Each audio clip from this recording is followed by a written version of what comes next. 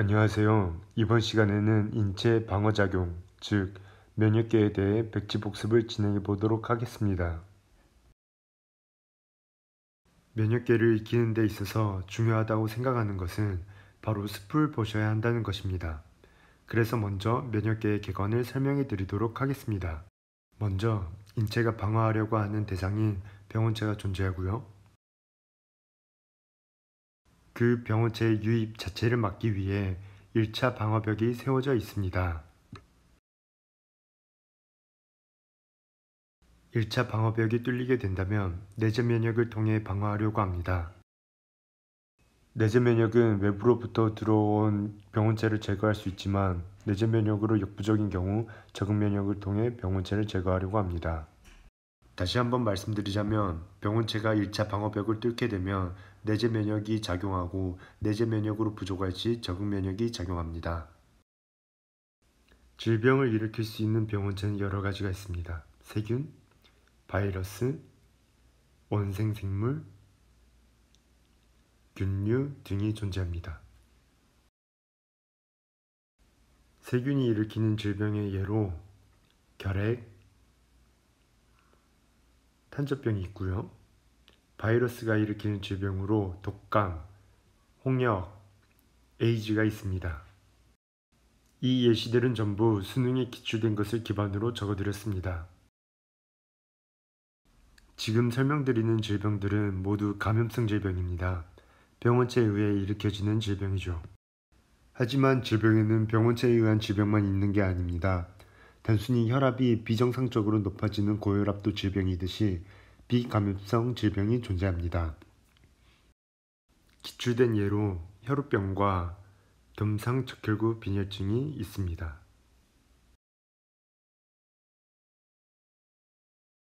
병원체의 종류로는 소개된 것 외에도 몇 가지 더 있지만 유심 있게 봐야 할 것은 바로 세균과 바이러스입니다. 이 두 가지는 비교해서 정리해야 합니다. 네 가지 정도 비교해 보겠습니다.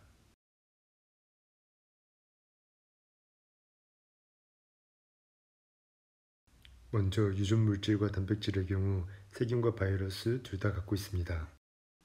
구조는 세균의 경우 세포의 구조이지만 바이러스의 경우 비세포 구조입니다. 세균은 증식할 때 세포 분열을 통해서, 바이러스는 숙주에 감염되어 숙주 내에서 자신의 유전물질을 이용해서 단백질을 만들어낸 후 조립해서 복제됩니다. 물질대사를 볼까요? 세균은 스스로 물질대사를 할 수 있지만 바이러스는 스스로 불가능합니다.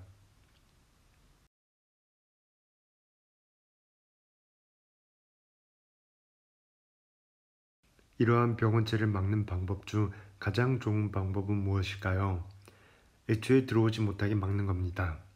그래서 피부 존재 자체가 병원체를 막는 좋은 방어벽이 됩니다. 좀 더 자세히 알아볼게요. 1차 방어벽으로는 기계적 장벽과 화학적 장벽으로 이루어져 있습니다. 기계적 장벽의 예로는 방금 설명해드린 피부이고요. 화학적 장벽의 예로는 라이소자임, 소화효소 등이 있습니다. 라이소자임은 세균의 세포벽을 분해하는 성분인데요. 눈물, 침, 땀에 존재합니다. 하지만 이 1차 방어벽이 뚫리게 되면 질병을 일으키기 때문에 유입된 병원체를 제거해야 합니다. 이를 위해 여러가지 면역세포들이 존재하는데 대표적으로 대식세포와 비만세포가 존재합니다. 대식세포는 식세포작용, 같은 말로 식균작용을 합니다. 이 식세포작용을 통해 병원균을 잡아먹습니다. 비만세포는 히스타민을 분비하게 됩니다.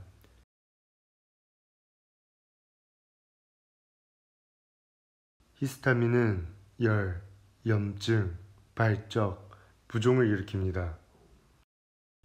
이렇게 내재 면역을 통해서 병원체를 막을 수 있지만 병원체가 과잉으로 존재하면 내재 면역으로는 부족할 수 있습니다. 그래서 좀 더 전문적으로 들어온 특정 병원체에 적합한 면역 체계를 준비해야 합니다. 그게 바로 적응 면역입니다. 적응 면역은 체액성 면역과 세포성 면역으로 나뉩니다. 체액성 면역에는 작용하는 면역세포는 크게 B세포, 보조 T세포가 있습니다. 보조 T세포는 TH로 간략하게 쓰기도 합니다. 세포성 면역에는 작용하는 대표적인 면역세포로 세포독성 T세포와 보조 T세포가 있습니다. 세포독성 T세포는 TC로 간략하게 쓰기도 합니다.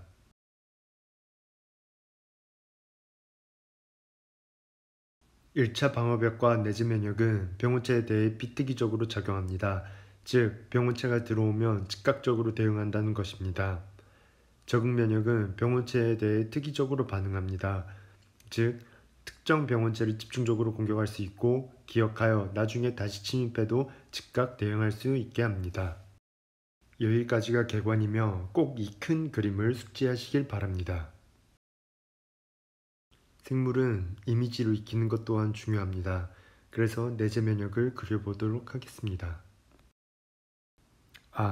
그 전에 적응 면역은 특정 병원체에 대해 기억한다는 걸 안 썼는데 써주고 돌아오도록 하겠습니다.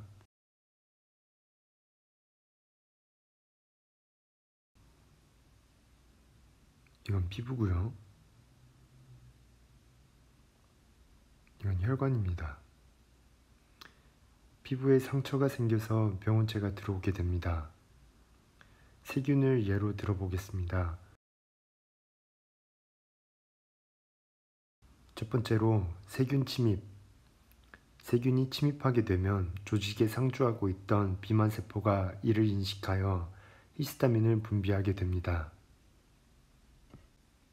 두 번째, 히스타민 분비. 혈관인 걸 표현하기 위해 적혈구를 좀 그리겠습니다. 이건 대식세포입니다.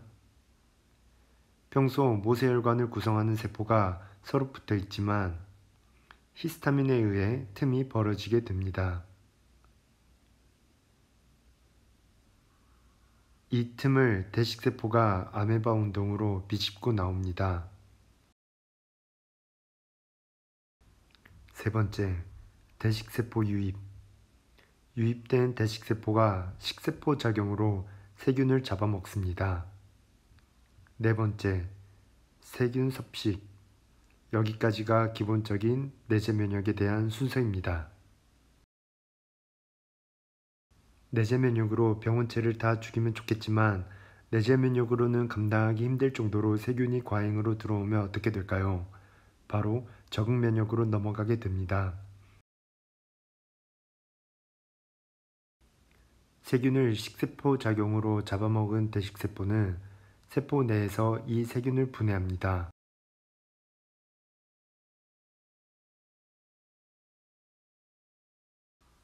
대식세포는 이 분해한 조각을 접시에 올려 제시하게 됩니다.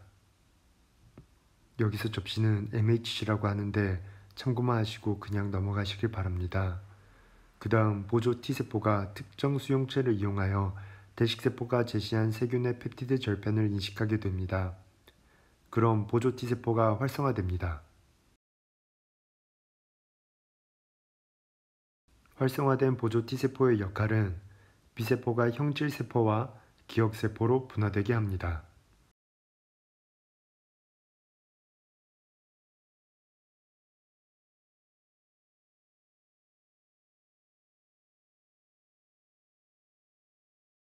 형질세포는 들어온 특정 세균에만 결합할 수 있는 항체를 분비합니다.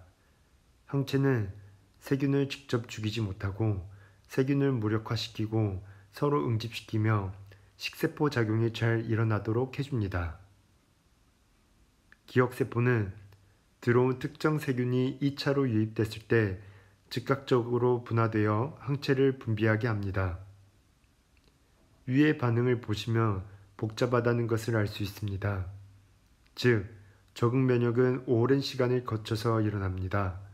하지만 특정 세균이 2차로 유입되면 위의 복잡한 반응을 생략하고 바로 대응할 수 있다는 것입니다. 여기까지의 반응을 체액성 면역이라 합니다. 세균이 아닌 바이러스가 감염됐을 경우 활성화된 보조 T세포는 세포독성 T세포를 활성화시킵니다. 이 활성화된 세포독성 T세포는 바이러스에 감염된 세포를 직접 죽입니다. 참고로 죽일 때는 감염된 세포에 구멍을 내고 분해 요소를 분비합니다.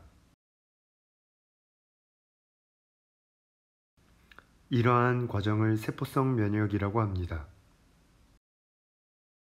여기까지 제가 준비한 인체 방어작용인 면역계의 백지복습이었습니다. 감사합니다.